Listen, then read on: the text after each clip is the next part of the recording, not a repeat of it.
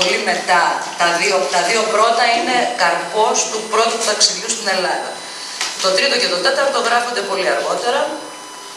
Στο τέταρτο άσμα λοιπόν, στον πρόλογο, ο Μπάιρον ουσιαστικά παραδέχεται ότι υπάρχει πολύ μικρή απόσταση ανάμεσα στον ήρωά του, τον Τζάιλντ Χάρολντ, και στον ίδιο. Άρα, κατά μία έννοια, ο ίδιος αυτοπροσδιορίζεται ως ευγενής εξόριστος. Έτσι κι αλλιώς έχει φύγει ήδη από την πατρίδα του τότε, άρα και κυριολεκτικά είναι, αλλά νομίζω ότι νοοτροπικά ήταν πάντα ο Μπάιρον ευγενής εξόριστος, όπως είναι και όλοι οι ήρωες των ποιημάτων. Μπορούμε να συζητήσουμε μετά γι' αυτό.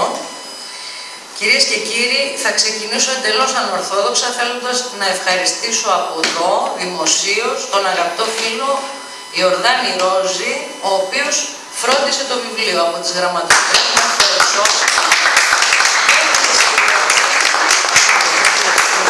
και το θέμα δεν είναι μόνο ότι το φρόντισε, είναι ότι το έφτιαξε ακριβώς όπως θα θέλαμε να είναι, αλλά εμείς δεν το ξέραμε. Ιορδάνη, σε ευχαριστούμε. Κυρίες και κύριοι, όταν προγραμματιζόταν η απόψινή παρουσίαση, δεν είχε ακόμη προκύψει το θέμα της πρώτης ψηφοφορίας για τον πρόεδρο της Δημοκρατίας. Πρόκειται για μια σύμπτωση που νομίζω πως ο Μπάιρον θα τη διασκέδαζε πολύ. Δεν θα διασκέδαζε βέβαια με την κατάσταση της χώρας τα τελευταία χρόνια.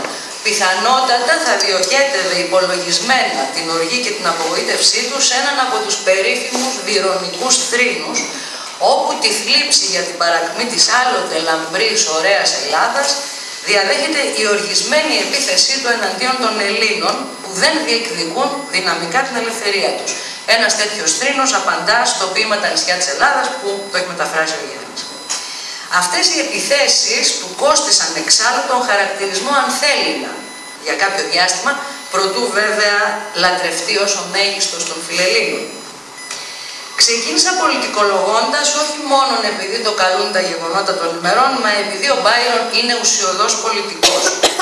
Δεν υπενήσωμε μόνο το ποίημά του για τους εξεγερμένους εργάτες των Βρετανικών υφαντουργείων, που επίσης περιλαμβάνεται στο βιβλίο, όσο το ήθος που συνάγεται από τους πρωταγωνιστές των ποιητικών του έργων, είτε από το δηλητηριώδες κεντρί της σάτυράς του στα ποίηματα «Το όραμα της κρίσης», κυρίως όμως τον Ντον Τζουάν. Και στις δύο περιπτώσεις, στη θέση του αντιπάλου βρίσκεται οτιδήποτε περιορίζει την ανθρώπινη ελευθερία.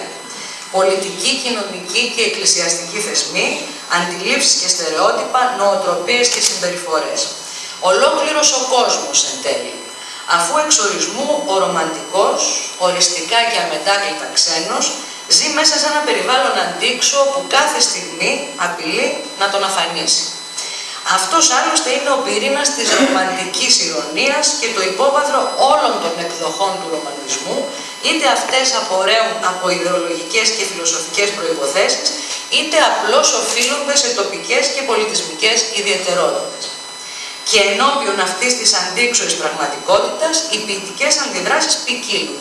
Ο Λαμαρτίνος, για παράδειγμα, μελαγχολεί αναπολώντας τον χαμένο παράδεισο. Ο Γκέτε οδηγεί τους ήρωές του στην αυτοκτονία ή στη μετάνοια. Ο Μπάιρον εξεγείρεται και ανατρέπει.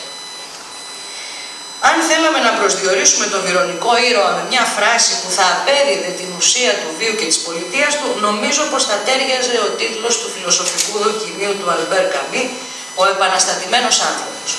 Εξάλλου ο Γάλλος συγγραφέας δεν βρίσκεται πολύ μακριά από τον βυρονισμό.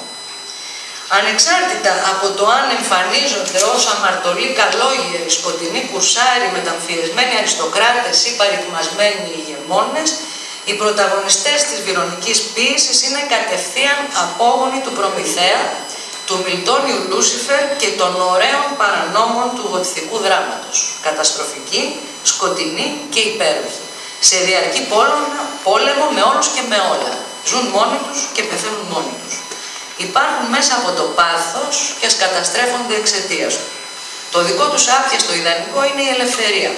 Η μοίρα τους η αποτυχία. Και η ηθική τους καθορίζεται από την αφοσίωσή τους σε έναν αγώνα, ακόμη και όταν ξέρουν ότι είναι καταδικασμένος. Κυρίως επειδή ξέρουν ότι είναι καταδικασμένος. Γοητευτικοί στην ουσία τους, τέτοιου είδους ήρωες γίνονται ακόμη γοητευτικότεροι σε εποχές που σημαδεύονται από τη διάψευση προσδοκιών και οραμάτων και από τον περιορισμό ατομικών και πολιτικών ελευθεριών, αδιάφορο αν επιδιώκεται με κομψό ή άκομψο τρόπο. Κάπως έτσι ήταν η Ευρώπη την εποχή που έγραφε ο Μπάιρον.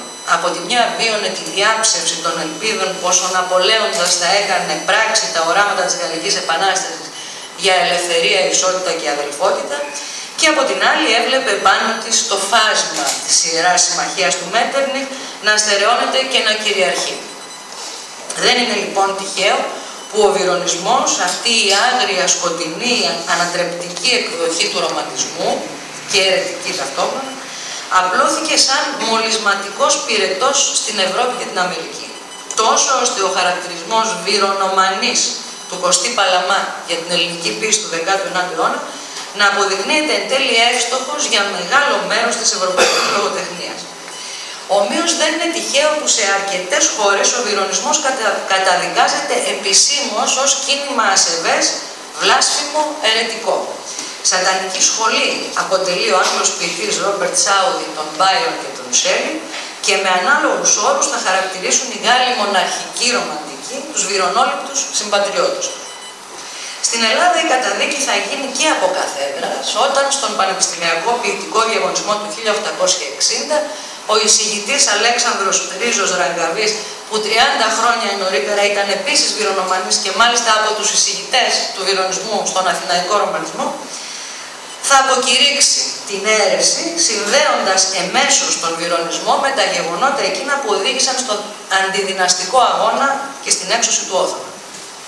Πολιτική πράξη λοιπόν η καταδίκη του βυρονισμού, χωρίς όμως τούτο να σημαίνει πως δεν υπήρχαν συγχρόνως αισθητικοί και καλλιτεχνικοί λόγοι, μια που οι περισσότεροι βυρονόληπτοι ποιητές, Έλληνες και ξένοι, ήταν, όπως εύστοχα παρατήρησε ξανά ο Παλαμάς, μιμητές, ζηλωτές, ξεθεωτές του Μπάιρον. Βεβαίως, ο βυρονικός πυρετός προϊόντος του χρόνου ξεθύμανε. Αυτό από μόνο του δεν είναι ούτε αξιοπρόσεκτο, ούτε πρωτοφανές, αφού αποτελεί ένα είδος κανόνα για την ιστορία της λογοτεχνίας.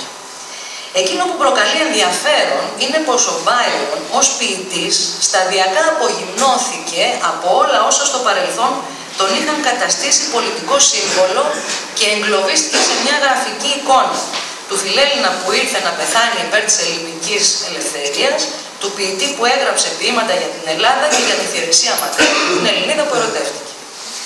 Διευρύνοντας λίγο την οπτική μας, θα διαπιστώσουμε πως κάτι ανάλογο συνέβη και με τον ρομαντισμό στο σύνολό του. Το ορμητικό αυτό κίνημα που συγκλώνησε την Ευρώπη από τη Γαλλική Επανάσταση μέχρι την Επανάσταση του 1848, σήμερα είναι χρωματισμένο στους τόνους του ροζ. Η λέξη ρομαντικός κατέληξε να σημαίνει ονειροπόλος, ενοχλητικά ευαίσθητος και μη πρακτικός. Κατέληξε να συνδεθεί με σφοδρούς και μοιραίους κατά κανόνα πλατωνικούς έρωτες, εφραδείς και αργούντος παθιασμένες εξομολογήσεις, φεγγαρόφωτα, ηλιοβασιλέματα, ένα στους ουρανούς, όρκους αιώνες αφοσίωσης, αγωνίες, δακρύβρεχτες, άγρυπνες νύχτες, με την προϋπόθεση πως όλα αυτά θα καταλήγουν σε ευτυχισμένους γάμους.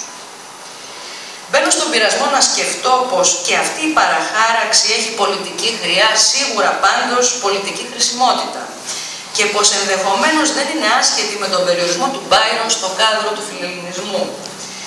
Θέλω να πιστεύω πως μπορούμε να επαναφέρουμε το χαμένο περιεχόμενο, τη χαμένη ουσία, να αναστηλώσουμε τα χαμένα νοήματα, να ξανακάνουμε τον ρομαντισμό ανατρεπτικό, να μιλήσουμε ξανά για επαναστατημένους ανθρώπους.